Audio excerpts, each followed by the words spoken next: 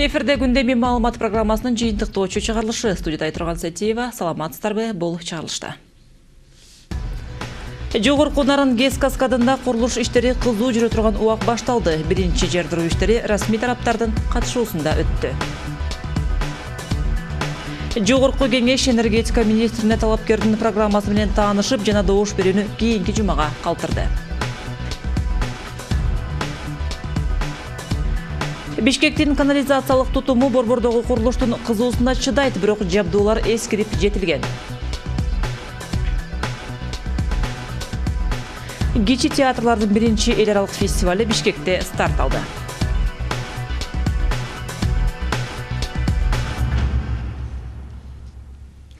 Нарын жергесинде Жогорку Нарын ГЭС каскадынын курулушу башталды. Бул Кыргызстандын гидроэнергетикасы үчүн чоң мааниге ээ. Даярдык иштери 1 жылдан бери жүргүзүлүп келген. Иш-чарага 5 каналдын кабарчылары да күбө болду. Айгерим Жаныкул кызы кененирээк. Былтыртан бери гидроэлектростанциядагы жумуш кайнап жатат. 1 жылдын ичинде инфраструктураны жөндөө, техникаларды алып келүү, жумуш орундарын түзүүңдүү жумуштар аткарылган. Анткени менен Кыргызстандын гидроэнергетика тарыхындагы жаңы барактын ачылышы бүгүнкү күнгө дал келип отурат. Кылым курулушунун расмий түрдө жарыяланышы менен. Салтанаттуу ачылыш аземине өлкөнүн вице-премьер-министри Валерий Диль, Русгидро ишканасынын жетекчиси Евгений Дот катышты. Символикалуу түрдө асманга атылган ракета үнүнөн соң энергетиктер жумушка киришишти. Электростанция куруу чечими мындан 2 жыл мурун кабыл алынган. Ал кезде Кыргызстан менен Орусия биргелешип, Нарын облусунда өзүнчө гидроэнергетикалык комплекс салууну караган келишимге кол коюшкан. Анан дагы 6 жылдын ичинде мындай ири станциянын 4-өө ишке кирип калышы керек. Күтүлүп жаткандай каскад 1 жылдын ичинде саатына 940 миллион киловатт электр энергияны иштеп чыгуусу эсептелген. Бул көлөм бир өлкөнүн энергетикалык коопсуздугун камсыздап гана тим болбостон, экспорт кылууга да жетет. Станциянын курулушуна баш аягы 727 миллион доллар сарптылат. Каржылоо жагы Орусия тарапка жүктөлгөн. Начинаем период основного строительства. Учурда биздин жумуштун негизги бөлүгүн баштадык. Русгидро 2 миллиард рубль бөлүп берди. Башта айтылганда Орусия тарап каржылоону толук мойнуна алган. Нарын ГЭСинин гидроагрегаты туура 2 жылдан соң ишке киргизилиши керек. Эмитен эле курулуш мөөнөтүнөн алдыда жүрүүдө. Почему первые два именно эти? Потому что они ориентированы. Эмне үчүн биринчи бул экөөнө көңүл бурулууда. Анткени кышында иштеп чыкчу электр энергия ушул станцияларга ылайыкташтырылган. Андыктан башка электр станциялар болуу эсептелет. 2016 жылы декабрга чукул курулушту бүткөрүүгө аракет кылабыз. Электр станцияны куруу маалында мал жайытына зыян келиши мүмкүн. Бирок жергиликтүү эл мындан жапа чекпейт. Өкмөт келтирилген жоготуулар үчүн компенсация төлөп берүүгө сөз берген.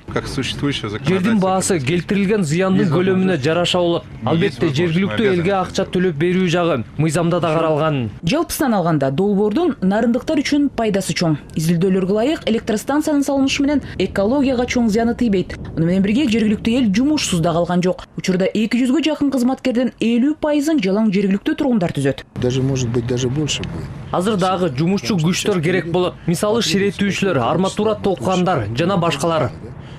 Суунун тартыш болгон учурлары эми Кыргызстан үчүн анча кооптуу болбойт дешет энергетиктер. Күтүлүп жаткандай туура 6 жылдан кийин, же болбосо 2020 жылы Жогорку Нарын каскадынын курулушу 1 жылга эрте аяктайт. Жаңы ГЭСтер Кыргызстанды кошуна мамлекеттерден болгон энергетикалык көз карандылыктан куткарат. Айгерим Жаныкул кызы, Дарья Тимофеева, Андрей Заверухин, 5 канал.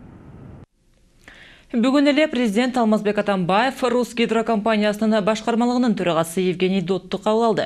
Жолугушуунун жүрүшүндө Евгений Дот Алмазбек Атамбаевди Жогорку Нарын ГЭСтер каскадынын курулушунун активдүү фазасы башталгандыгын жана энергетикалык объектилердин негизги курулуштарына өткөндүгүн маалымдады. Русгидронун жетекчиси азыркы учурда Жогорку Нарын ГЭСтер каскадынын курулушуна 2 миллиард рубль бөлүнгөндүгүн, россиялык тарапта каржылоо боюнча эч бир маселе жок экендигин баса белгиледи. Президент Алмазбек Атамбаев пландаштырылган бардык жумуштарды өз мөөнөтүндө жана сапаттуу аткаруунун зарылдыгын белгиледи.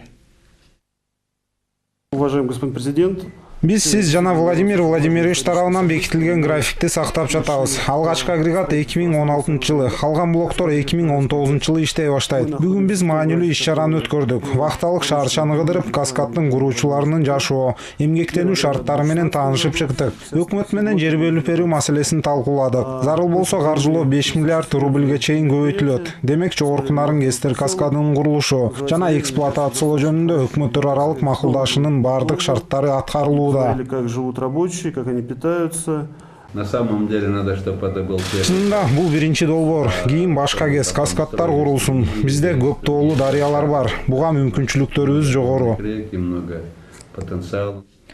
Алдын ала эң кыйын деп атылып келген кыштын алдында энергетика министрлиги жетекчисиз калды. Бүгүн парламент Кубанычбек Турдубаевдин талапкерлигин кайрадан карап чыгууну чечти. Бирок баары бир маселени талкуулоого эл өкүлдөрү бир топ убактысын кетиришти. Министрдин аткаруучусу пландары тууралуу айтып берүүгө жетишип, электр каачылыкты жоюу боюнча ойлору менен бөлүштү. Айтымында электроэнергияны импорттоо боюнча бир канча өлкө менен сүйлөшүүлөр башталды. Аткаминердин айтымында чет өлкөдөн келген электрдин 1 киловатт сааты азыркыдан 3-4 эсе кымбат болушу мүмкүн. Жогорку кеңештин жыйынынан кененирээк Жибек Бегалиеванын материалында. Министрликке аттанган Кубанычбек Турдубаевди депутаттар менен биринчи вице-премьер-министр тааныштырды. Өкмөт башчысы тарабынан көрсөтүлгөн аткаминердин өмүр баянына токтолуп, Тайырбек Сарпашев талапкердин кесипкөйлүгүн өзгөчө белгилей кетти. Кыргыз техникалык университетин аяктаган 1996 жылдан баштап энергетика тармагында ар кандай жетекчилик кызматтарда иштеп келатат. Иш жолун Ысык көл областында ИПСтин электромонтёру болуп иштөөдөн баштаган. Бирок чиновникти эл өкүлдөрү менен тааныштыруу кажети жок деле. Парламенттик жыйындарга Кубанычбек Турдубаев мурдагы министрдин орун басары катары буга чейин катышып келген. Бул ирет энергетиканы чиновниктен кыйын түшүнгөн депутат жок болгону бышык. Биринчи жолу кирдиңиз ошол эле дарыяга. Сиз даже против течения алып келип, чоңоюп келдиңиз. Замдан министр болуп туруп. Ошо эмне болду себеп? Бир кетип, бир келгениңизге. Өзүңүз калооңуз менен жаздыңыз, эмне болду? Мисал биз фракцияда салып келгениңиз талкууланган жок. Билейин деп атам да ошол үчүн. 3 жума мурун Осмонбек Мамеджанович мени чакырып суранды. Арыз жаз деп. Осмонбек Мамеджановичти мен абдан сыйлайм. Бул министр айткан нерсени энергетикада биз аткарышыбыз керек. Мен жаздым, бирок өкмөт чечет. Ошол арызды кабыл алабы же албайбы? Өкмөт кабыл алган жок, ошого байланыштуу мен азыр деле өзүмдүн кызматымды аткарып атам. Министрлик программасын аткарууга Кубанычбек Турдубаев эбак эле киришкен. Учурда ведомствонун башчысынын милдетин аткарып, электроэнергиянын каатчылыгын жоюу максатында электрди импорттоону сунуштоодо. Учурда 3 өлкө менен сүйлөшүүлөр жүргүзүлүүдө. Бул Казакстан, Орусия жана Өзбекстан. Туркменистан электроэнергияны алдын ала жүргүзгөн макулдашуу боюнча бул тактала элек маалымат 2,5-дан 2,7 центке беребиз деген ойдо.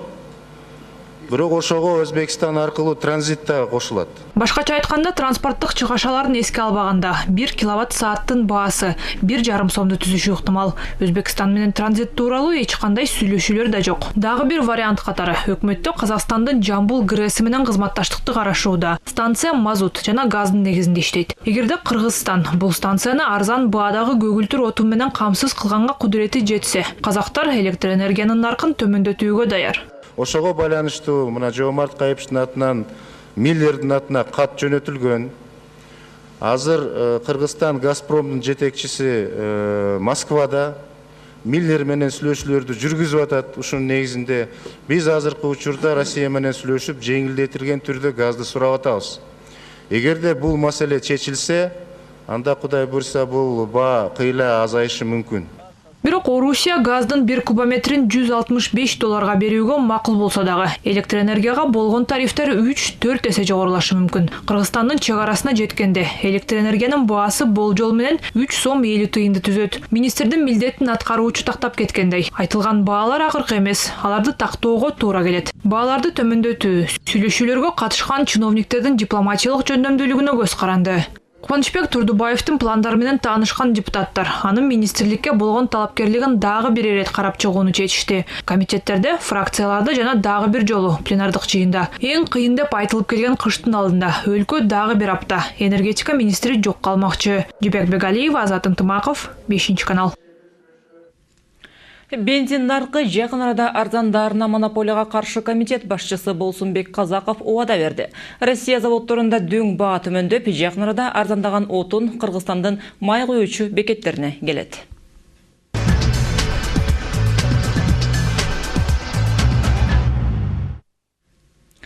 Бир нече укук коргоочу парламентке кайрылып, 3 мыйзам долбоорун артка кайтарууну талап кылууда. Бул гей пропагандага тыюу, чет элдик агенттер жөнүндө жана юстициядан каттоодон өтпөгөндөрдүн ишмердүүлүгүн чектөө тууралуу документтер.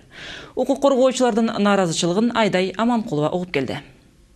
Бейөкмөт уюмдарды тескеген мыйзам долбоору укук коргоочуларга жакпай калган. Чет өлкөлүк тыңчы деген макамга ээ болуулары келбейт. Ошол эле учурда океан ары жагынан каражат алып иштеп жатышканын четке кагышпайт. $20 000 алганбыз бир жылга. Ошо $20 000 консультационный центр ачып, жанакы үйсүз калгандар, жерлерин тартып алгандарга ошо консультация берип, ошолордун укуктарын коргоп атабыз. Бирок ыгы келсе мынтип кумсалардын деле таламын талашып коюшат. Кызыгы басма сөз жыйынын уюштургандардын экөө балдар укугун коргоочулар. Гомосексуалдардын өзүн эмес пропагандага тыюу салган мыйзамга эмнеге каршы чыгып жатышканын таамай түшүндүрө алышкан жок. Адамга каршы мыйзам болот. Алар мыйзам долбоорун артка кайтарууну талап кылышууда. Гейлердин маселесин бир эле учурда 5 укук коргоочу көтөрүп чыкканына караганда, өлкөдө талкууга арзыр башка тема жок калган сыяктуу. Эске салсак, бул мыйзамдарга катуу кабатырланып жатканын жакында эле АКШнын элчилиги да жар салган. Андай адамдар биздин коомчубузда толтура. Кыста кем ооруки деп айылда деле жүрөт. Ошон үчүн көзүңөрдү жумбагыла, көзүңөрдү ачкыла. Алдагы адам. Төлекан Исмаилова жаңжалдуу бир дүйнө кыймылынын төрайымы. 2 жыл мурун уюм уюштурган фестивалда "Мен мусулман, мен гей" тасмасы талкуу жаратып, ызы чуу менен коштолгону белгилүү. Анда соттун чечими менен өлкөдө бул фильмди көрсөтүүгө тыюу салынган эле. Айдай Аманкулова, Кубанычбек Мамытов, 5 канал. Ал ортодо бейөкмөт уюм өкүлдөрү сексуалдык азчылыктар укугун коргоп, маалымат жыйын өткөрүп жаткан чакта жарандык коомдун өкүлдөрү аталган 4 активист электр энергияга тарифтин жогорулоосуна каршы акциясын өткөрүүдө. Ал турсун алардын 3-өө бүгүн ачкачылык өткөрүп, 4-сү жөн гана моралдык колдоо көрсөтүүдө. 4-өө тең тигил же бул протесттик акциялардын дайымкы катышуучулары катары бишкектиктерге кеңири таанымал. Күн мурун ушул эле адамдар бензинге болгон бааны төмөндөтүү талабы менен пикет өткөрүшкөн. Алар Борбордун башкы трассасына плакаттар менен чыгып, кайбир убакытка аларды өтүп жаткан айдоочуларга көрсөтүп жатышты. Андан соң Горький атындагы бакка багыт алышты. Акциянын 2-чи бөлүгү тарифтердин көтөрүлүшүнө каршы ачарчылык баштоого. Эки иш-чаранын уюштуруучулары деп бул жаштар өздөрүн аташат. Бирок бүгүн бул ишке аларга айрым саясатчылар, ал турсун парламент депутаттары да жардам берип жатканы аныкталды. Бүгүн интернетте пикеттин катышуучуларынын бири Адил Турдукулов көптөн бери өзүнүн оппозициялык көз караштары жана америкалык сенаторлор менен достугу менен атагы чыккан депутат Равшан Жээнбеков менен баарлашып жатканы көрүнгөн сүрөт пайда болду.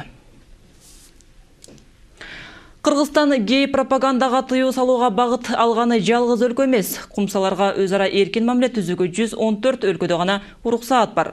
Калган 76 өлкөдө алар мыйзамсыз. Дүйнө жүзүндөгү өлкөлөрдө салттуу эмес бул көрүнүшкө карата мамиле туурасында Самат Качкынов. Дүйнөдөгү эң демократиялуу делген өлкө бул АКШ.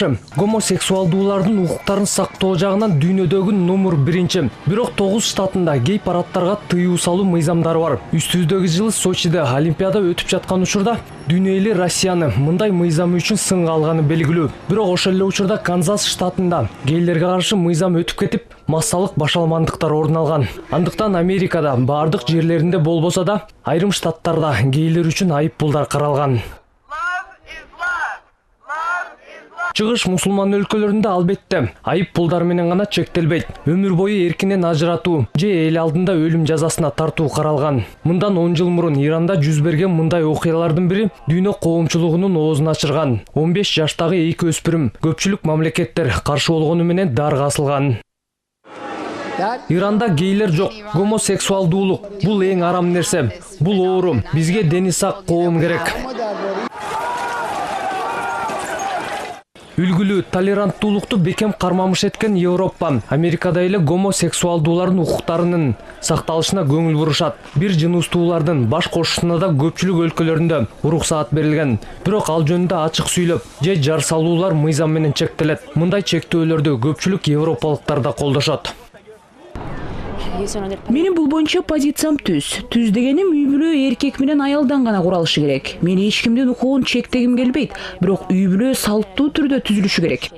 Кытай бийлиги бул маселе боюнча көп ызы чуу көтөрбөйт. Болбосо Кытайда гомосексуалдуулардын саны 30 миллиондон ашык экени белгиленет. Бирок гомосексуалдар коомдо болушу керекпи деген сурамжылоолорго жалпы кытайлыктардын 17% гана ооба деп жооп беришкен. Бирок гейлерге карата мыйзам бул өлкөдө 20 жыл мурда кабылданган. Самат Качкынов, Юлия Кулешова, Тимур Бурабаев, 5 канал.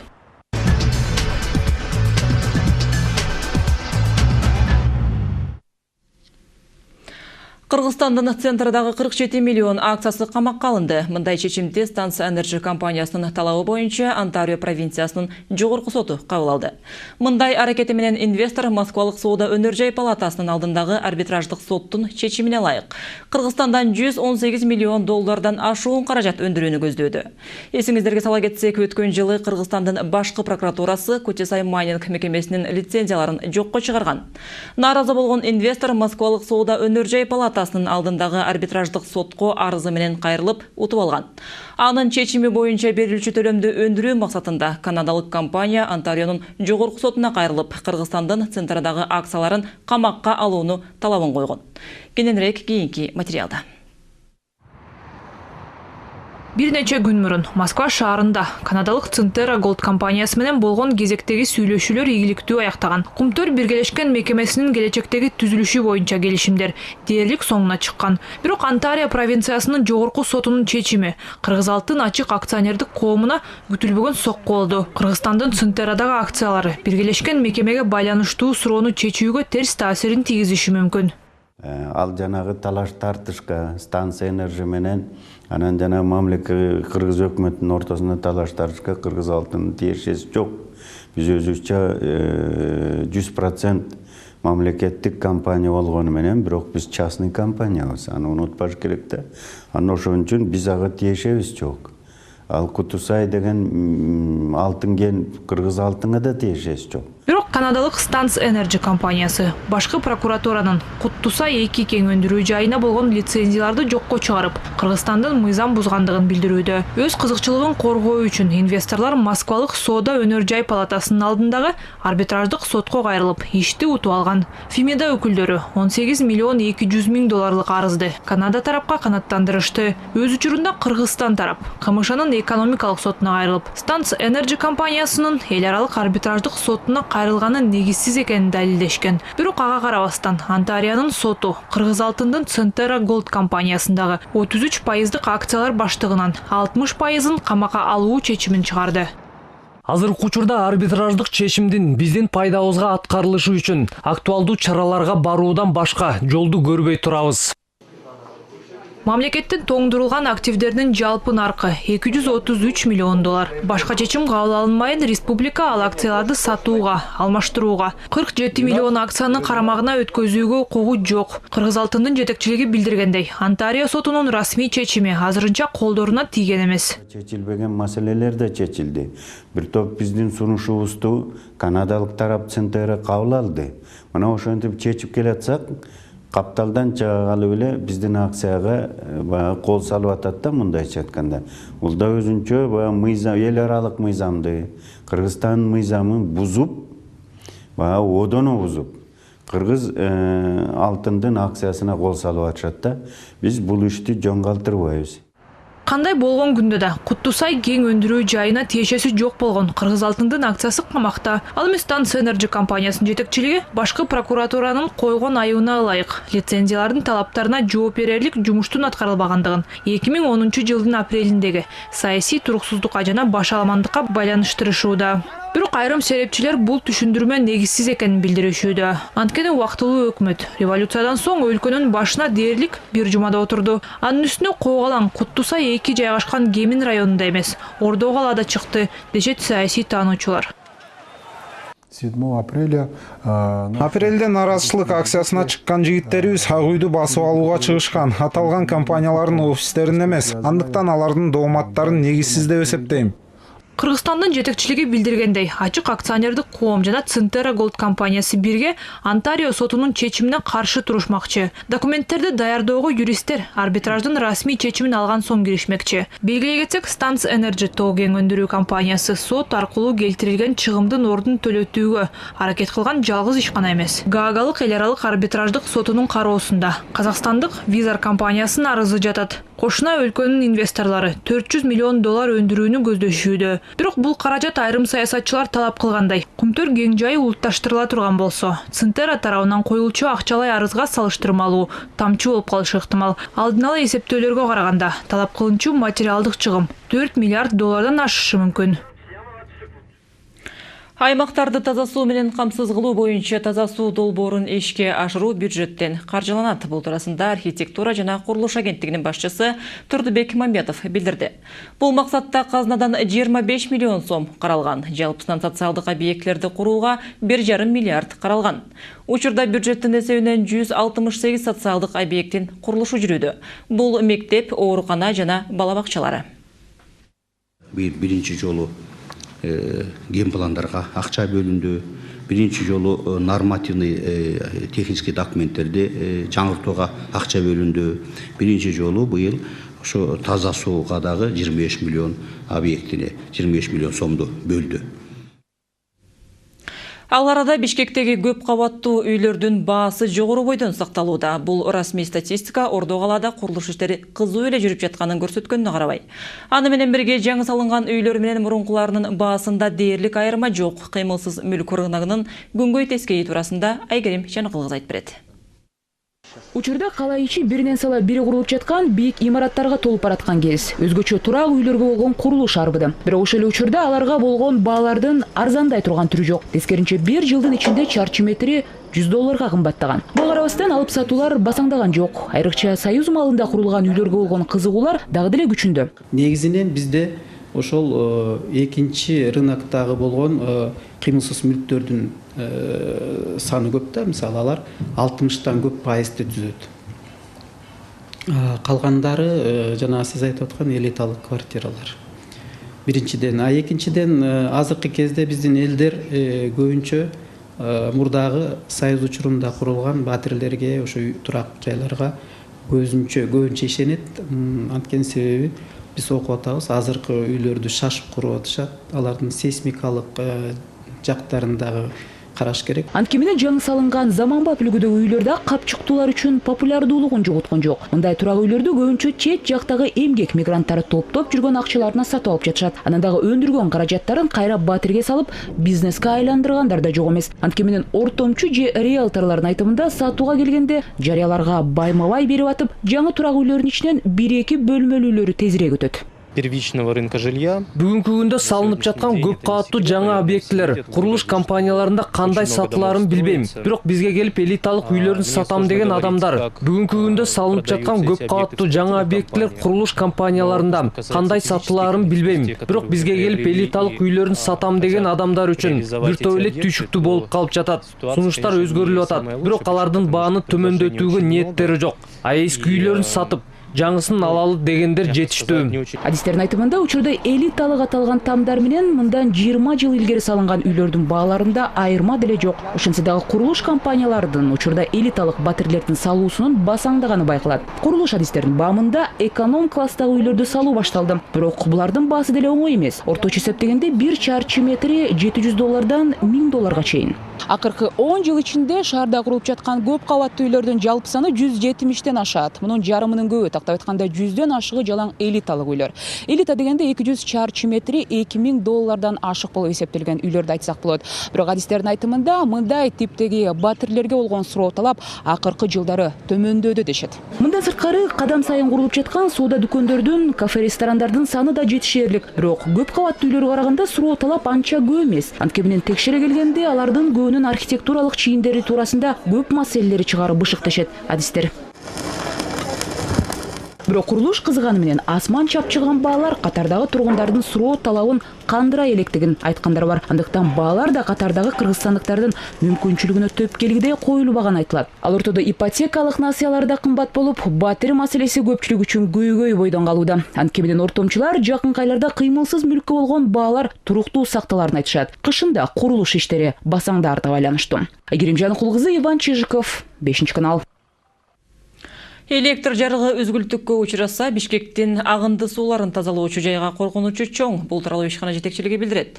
Ишкенага генератор дагы орнотулган эмес. Ага улай курулуштар көбөйүп, ага жараша шаардан киринди суулар да көп чыгып жатат. Мындан улам кубаттуулугу өлгүрүп жатабы деген суроо туулат. Акыр шекер сууларды тазалоочу жай менен кабарчыбыз Самат Качкынов таанышып келди. Суткасына 250 000 куб метр. Дал ушунча көлөмдөгү акыр чекер сууларды шаар бөлүп чыгарат. Канализациялардан чыккан киринди суулардын баары дал ушул канал аркылуу тазалоочу жайга агып келет. Бул жана шаардан келген суунун эң биринчи этабы ушул жерден башталат да. Ушул жерден тазалай баштайбыз. Мыногулар торсолор да, ушул жерге келип бүт жанагы келген агып келген немелер, мусорлор ушул жерден кармалат да. Өзүңөр көрүп тургандай, ушул жерден бүт кармап алабыз, анан кийинки этапка жиберебиз бул сууну. Чүпүрөк чапырак, жашылча жемиштердин калдыктары болуп күнүгө бул жерде 10 тоннага жакын таштанды чыпкалануу алынат экен. Таштанды челектерге ыргытпай, канализацияга салып жиберген шаардыктардын маданияттуулугун ушул жерден байкаса болот дешет бул жерде иштегендер. Бул чыпкалоочу жабдыктарды убагында тазалап турбаса, ишкана толугу менен токтоп калуу коркунучуна кептелет. Киринди суудагы бүтүр калдыктар алынган соң, суу кум чайкоочу жайга агып келет. Бул жерде суу менен кошо агып келген кум топурак өзүнчө бөлүнүп алынат. Ушуну менен сууну механикалык чыпкалоо аяктап, биологиялык тазалоого жиберилет. Бул жерден ушу тазалоонун экинчи этабы башталат. Ал этап биологиялык жол менен тазаланбай да. Муногул сооружение бизде аэротенк деп аталат. Ушу аэротенкке жанагы бир клеткалуу организмдерди коюп берип, ошонун жардамы менен сууну тазалайбыз. Биологиялык тазалоо атайы өстүрүлгөн микроорганизмдердин жардамы менен жүзөгө ашырылат. Тереңдиги 3 метр резервуарларда кир суу 2 сааттан ашык чыпкаланат. Бул жер тазалоонун акыркы баскычы. Көрүнүп тургандай эле баштапкыдай кир суу эмес, кадимкидей эле туп-тунук суу агып атат. Мындан чыгып суу Чуу дарыясына барып кошулат. Суунун баардыгы тазаланып бүткөндөн кийин ошо суудан чыккан калдыктардын баардыгы жүргүп алып келип насостун жардамы менен келип төгүлөт. Ушул жерден кургатылып, анан кийин мыногу экскаватордун жардамы менен атайын өзүбүздүн бир эмебиз бар. Чогултка жерибиз, ошо жака барып ташталат. Союздун убагында ошо совхоздорду алып кетчи удобрениеге деп. Эми азыр андай колхоздор жок. Бул калдыктар ошо биздин эле территорияда калып атат. Негизи Бишкек шаарынын киринди сууларын тазалоочу жайы 70-жылдары курулган. Белгилүү болгондо шаар жылдан жылга чоңоюп келатат. Мындан улам тазалоочу жайдын кубаттуулугу жетеби деген суроо жаралат. Бирок учурда бул өлкөдөгү толук кандуу иштеген жана баштапкы кубаттуулугун азырынча толук пайдалана элек жападан жалгыз ишкана. Лачечный сооружениянын мощносту 280 000 куб болчу, андан кийин биз 380 000 кубка чейин жогорулатканбыз. Азыркы күндө ал очистный сооруженияга күнүнө 240-250 000 куб суу агымдуу суулар келип түшүп атат. Демек тазалоочу жай кошумча дагы 100 000 куб сууну тазалоого кубаттуулугу жетет. Андыктан азыртан тынчсыздануунун кажети жок дешет адистер. Механикалык жактан бирин-экин тетиктери бузулуп калуулар гана болбосо, бирок алар өз убагында оңдолуп түзөлүп, ишин улантып келет. Коркунуч алып келген бир гана жагдай бар. Эгер электр жарыгы бир гана саатка өчүп калса, ишкана иштебей токтоп калуу коркунучу бар. Самат Качкынов, Ярослав Калиновский, 5-канал.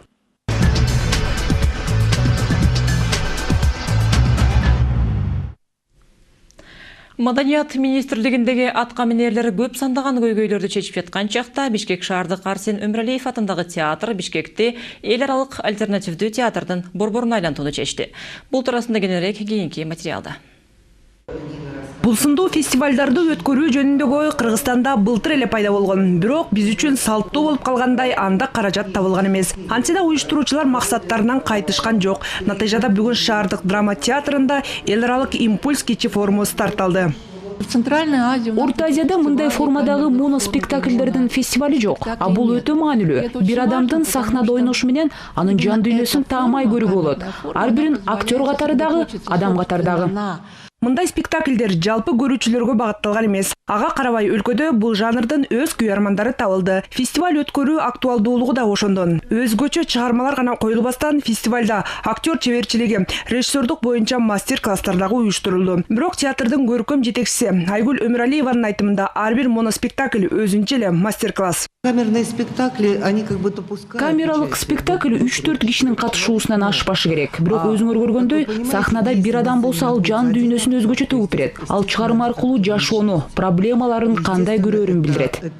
4 күн бою 16-сынан 19 октябрга чейин шаардык театрда Косово, Монголия, Россия, Казакстан, Кыргызстандын труппалары спектакльдерин коет. Кала тургундары жана коноктору Гогольдун Анкоонун жазуулары, Мазурдун Мен Эдит Пиаф, Куниндин Кысясын көрүшөт. А бүгүн Импульс фестивали шаардык актерлордун оюну менен ачылат. Айдая Манкулова, Алена Миловацкая, Урмат Мамметалиев, 5 канал.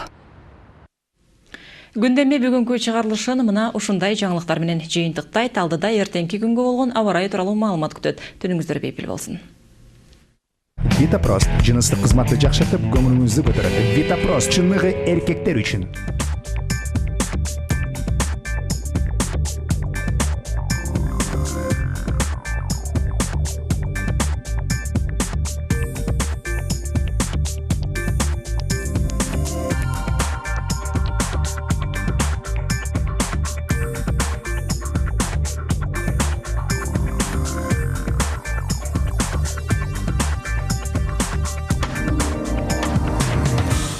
Азамат, менеджер, Макс, тоо лыжасынын фанаты, Мурат саунага барууну жакшы көрөт. Бирок бар үйдө калышты. Кызыктуу жана маанилүү иштерге өнөкөт простати тоскоол болду. Алган эмес, үй бүлөлүк мамилелерди татаалдатты. Витапрост дарысы менен комплекстүү дарылануудан 10 күн өткөн соң бар өздөрүн жакшы сезип калышты. Витапрост ооруну, жайсыздыкты азайтып, зара чыгаруунун бузулушун азайтат. Витапрост жыныстык кызматты жакшыртып, көңүлүңүздү көтөрөт. Витапрост чыныгы эркектер үчүн.